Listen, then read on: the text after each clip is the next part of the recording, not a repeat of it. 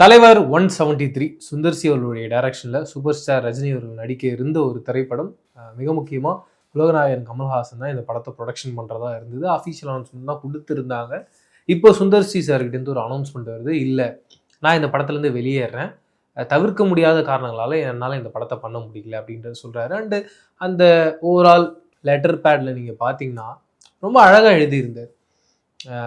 நானும் ரஜினி சாரும் கமல் சாரும் இதுக்கு முன்னாடி ஒர்க் பண்ணியிருக்கோம். ஒர்க் பண்ணதுக்கப்புறம் மீண்டும் நாங்கள் எல்லோரும் ஒன்றா ஒரே படத்தில் ஒர்க் பண்ணுறதுன்றது ரொம்ப சந்தோஷமாக இருக்குது. கூடுதலாக இந்த ப்ராஜெக்ட்டுக்காக நாங்கள் ஒரு 2-3 நாள் பேசிகிட்டு இருந்தோம். அந்த 2-3 நாளே என்னுடைய லைஃப்பில் செரிஷ் பண்ணிக்கிட்டு இருக்க மிக முக்கியமான நாட்களாக இருக்குது. ரொம்ப சந்தோஷமாக இருக்குது. இந்த படம், இந்த ப்ராஜெக்ட் வரப்போகுதுன்னும் போது ஆடியன்ஸோட எக்ஸ்பெக்டேஷன் ரொம்ப நல்லா இருந்தது. நிறைய ஃபேன்ஸ் எதிர்பார்த்துட்டு இருந்திருப்பீங்க. இப்போ என்னால் இந்த படத்தை பண்ண முடியல. கண்டிப்பாக அந்த ஃபேன்ஸ் எல்லாருமே டிசப்பாயிண்ட் ஆவீங்க, ஃபீல் பண்ணாதீங்க.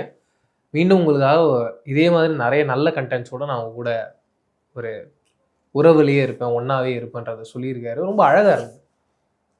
நம்ம எப்பயுமே பார்ப்போம், எந்த ஒரு சம்பவம் நடந்தாலும் அதுக்கு சர்ச்சைக்குரிய நிறைய ரியாக்ஷன்ஸ்லாம் வரும். அப்படி இந்த ஒரு அறிக்கைக்கு பின்னாடியும் என்ன காரணத்துக்காக சுந்தர் சி அவர்கள் வெளியேறினார் அப்படின்றதுக்கு பின்னாடியும் நிறைய பேசுகிறாங்க. ஃபர்ஸ்ட் ஆஃப் ஆல் அதுலேருந்து நம்ம வருவோம்னு ஆசைப்பட்றோம். என்ன சொல்கிறாங்கன்னா, சுந்தர் சி சார் அரண்மனை பார்ட் 5 போய் ரஜினி சார்கிட்ட கதையாக சொன்னார். அது ரஜினி சாருக்கு பிடிச்சிருந்தது. பட் அரண்மனை பார்ட் 5ன்ற டைட்டில் சொல்லலை. கடைசியில் சுந்தர் சி சார் அரண்மனை பார்ட் 5 அப்படின்னு சொல்லும்போது, அரண்மனை பார்ட் 5ல் எப்படி நான் நடிக்கிறது, வேறு ஏதாவது டைட்டில் வைக்கலாம்னும் போது அவங்க 2 பேருக்கும் முரண்பாடு வந்தது. அதன் காரணமாக ரஜினி சார் சுந்தர் சி சாருடைய கதையில் நடிக்கலை அப்படின்னு சொல்கிறாங்க.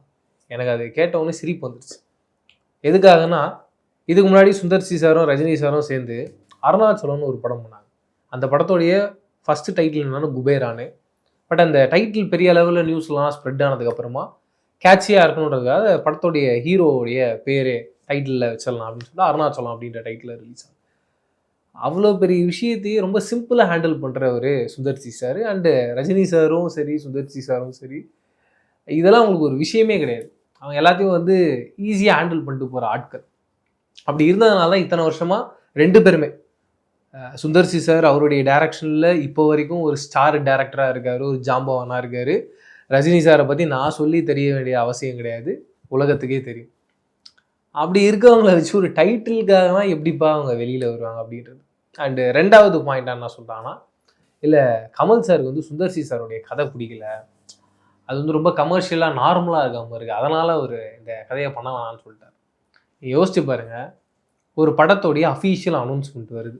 அப்படி வரும்போது யாராக வேணால் இருக்கலாம், கமல் சாராக இருக்கலாம், ரஜினி சாராக இருக்கலாம், சுந்தர் சி சாராக இருக்கலாம், எல்லாருமே அந்த ப்ராஜெக்டை பற்றி பேசி தெளிவாக இந்த லைனுக்குள்ளே தான் ட்ராவல் பண்ண போகிறோம், இதுதான் கதை, இதை இப்படிலாம் டெவலப் பண்ண போகிறோம், இல்லை டெவலப் ஆன ஸ்டேஜ்லேயே இந்த அளவுக்கு இருக்குது அப்படின்றத எல்லாத்தையும் சொல்லி அதுக்கப்புறமா தான் அந்த ப்ராஜெக்டை கன்ஃபார்ம் பண்ணி அடுத்த ரேஞ்சுக்கு போயிருப்பாங்க, அடுத்த கட்டத்துக்கே போயிருப்பாங்க. அப்படி இருக்கும்போது இத்தனை வருஷமாக உலகநாயகன் கொண்டாடிக்கிட்டு இருக்கோம், அவருக்கு தெரியாததே கிடையாது கமல் சார். அவருக்கு தெரியாதா? அவர் ஸ்கிரிப்டை படித்து தான் ஒரு டைரக்டர் ஓகேவா இல்லையான்னு சொல்லணுமா? ஒரு கற்பனைக்கு அளவு இருக்குது, இல்லை கற்பனை பண்ணுற விஷயங்களை இன்னொருத்தர் நம்புற மாதிரியாவது கற்பனை பண்ணும். 2மே இல்லாமல் ஒரு விஷயத்தை இப்படி போட்டால் என்னன்னு சொல்கிறது? அண்ட் ஃபைனலாக ஒன்று சொல்லியிருந்தாங்க, அது வேணால் ஓகே இருக்கலாமோ அப்படின்ற ஒரு சந்தேகத்துக்குள்ளே நம்மளை வர வச்சது. என்னென்னா, எப்பயுமே எல்லா ஹீரோஸுக்கும் சரி, ப்ரொடியூசர்ஸுக்கும் சரி, எல்லாருக்குமே காமனாகவே ஏதாவது ஒன்று தப்பாக நடக்க போதுன்னு மனசில் பட்டுதுன்னா அப்படிப்பட்ட ப்ராஜெக்டை ஸ்டாப் பண்ணுறதுக்கான வாய்ப்பு இருக்குது.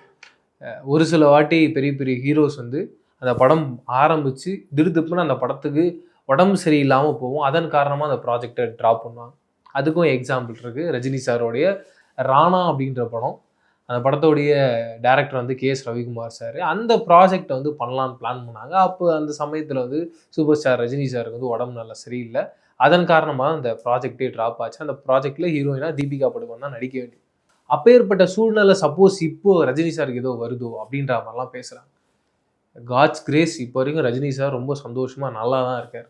அதனால் இதை ஃபர்ஸ்ட் ஆஃப் ஆல் நம்புற மாதிரி இருந்தாலும் டுவர்ட்ஸ் தி எண்டில் இதுவும் பொய் அப்படின்ற மாதிரியான ரிசல்ட் தான் வந்திருக்கு. இப்படி பல கற்பனைகள் போயிட்டுருக்கு. பட் இது 3ம் 3 பேரையும் தாக்கி பேசினா மாதிரி சுந்தர் சி சாரையா இருக்கட்டும், கமல் சாரையா இருக்கட்டும், ரஜினி சாரையா இருக்கட்டும். அது வந்து ஒரு கிளாரிஃபிகேஷனா இருக்கணும்னு ஆசைப்பட்டேன். அதுக்காக தான் இந்த 3 விஷயங்களை பற்றியும் பேசினேன். எனக்கு வந்து 3 பேருமே ஃபேவரட் தான். சுந்தர் சி சார் வந்து கேரண்டியான ஒரு டேரக்டருங்க. ரீசெண்டாக கூட கேங்கர்ஸ்னு ஒரு படம் பார்த்துருந்தேன். நீங்கள் போய் படத்தை பாருங்கள். சுந்தர் சி சாரே தான் லீடாக நடிச்சிருப்பாரு. நீட்டாக இருக்குங்க. ஒரு படம்னா இங்கே ஆரம்பிக்கணும், இங்கே முடியணும், இங்கே ஒரு ஹை பாயிண்ட் இருக்கணும், இங்கே ஒரு சாங் இருக்கணும், எல்லாத்துக்குமே ஒரு ஃபார்முலா இருக்குங்க. சுந்தர் சி சாரை பொறுத்த வரைக்கும் கரெக்டாக அந்த ஃபார்முலாவுக்குள்ளே எக்ஸாக்டாக படம் பண்ணுற ஒரு டேரக்டருங்க. நீங்கள் அவருடைய படம் பார்த்தீங்கன்னா அந்த டைம் போகிறதே தெரியாது. நம்ம எதுக்காக தியேட்டர் வரும்?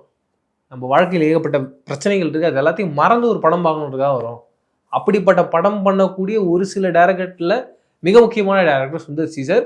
சுந்தர் சி சார் வந்து கமர்ஷியல் படம் மட்டும் பண்ண மாட்டார். அவரால் முடிஞ்சு எல்லாமே பண்ண முடியும். அவரால் நீங்கள் வந்து ஒரு அன்பே சிவம் மாதிரி ஒரு படம் பண்ண முடியும்.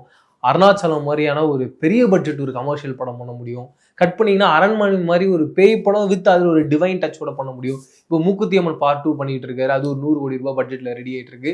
அடுத்து எல்லா ஆக்டர்ஸும் வெயிட் பண்ணிட்டு இருக்காங்க. அடுத்து விஷால் அவர்கள் லைனில் இருக்காரு. அதுக்கடுத்து ஆக்டர் கார்த்தி அவர்கள் லைனில் இருக்காரு. இது ஒரு லிஸ்ட் ஆஃப் ஆக்டர்ஸ் இருக்காங்க.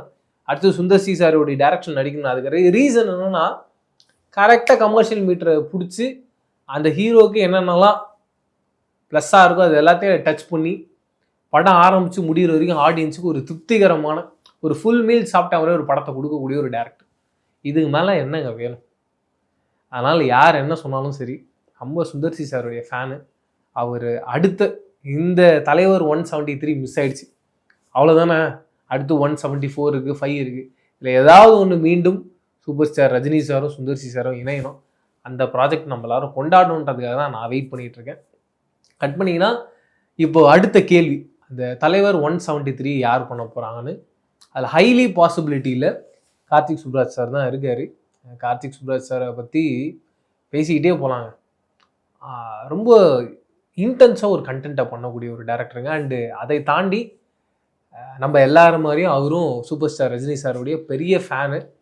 நான் சொல்லி தெரியணும்னு அவசியம் கிடையாது. பேட்ட படத்தில் ஒரு ஃப்ரேமும் பார்த்துருப்பீங்க. ஒரு படத்தோடைய ஐகானிக் ஷாட் மாதிரியே அந்த ஓவரால் கதையில் அந்த ஷார்ட்டை ட்ரீட் பண்ணுறதுன்றது சாதாரண விஷயம் கிடையாதுங்க. அவ்வளோ யோசிக்கணும், அவ்வளோ மெனக்கணும். அப்படிப்பட்ட தன்னோட ரத்தம் சதை நாடி எல்லாத்துலேயும் ரஜினி வெறி ஊர்னவாலாம் அப்படி ஒரு படம் பண்ண முடியுன்ற ரேஞ்சுக்கு ஒரு டேரக்டர் தான் கார்த்திக் சுப்ராஜ் சார். அவருடைய டைரக்ஷனில் தான் அடுத்து சூப்பர் ஸ்டார் ரஜினி அவர்கள் 173 பண்ண போகிறான்னு ஒரு டாக்கும் இருக்குது. எல்லாமே போயிட்டுருக்கு. நானும் பெரிய அளவில் வெயிட் பண்ணிகிட்ருக்கேன். யார் அந்த லக்கி சாம், யார் அந்த தலைவர் 173 பண்ண போகிறாங்க? இந்த கமல் சாரே தான் ப்ரொடக்ஷன் பண்ண போகிறாரா, இல்லை ப்ரொடக்ஷன் ஹவுஸும் மாற போகிறாங்களான்றதையும் வெயிட் பண்ணி பார்க்கலாம். இப்படி தொடர்ந்து உங்களுக்கு அப்டேட்ஸ்லாம் தெரிஞ்சுக்கணும் ஆசைப்பட்டீங்கன்னா மறக்காமல் ரெட்ரோ மீடியாவை சப்ஸ்கிரைப் அண்ட் பெல் ஐக்கானை ப்ரெஸ் பண்ணுங்கள். வேறு ஒரு வீடியோவில் சந்திக்கிறேன். அது வரைக்கும் டாடா பாய் சொல்லிங்க. நான் பிரவீன் கேஎஸ். பாய்.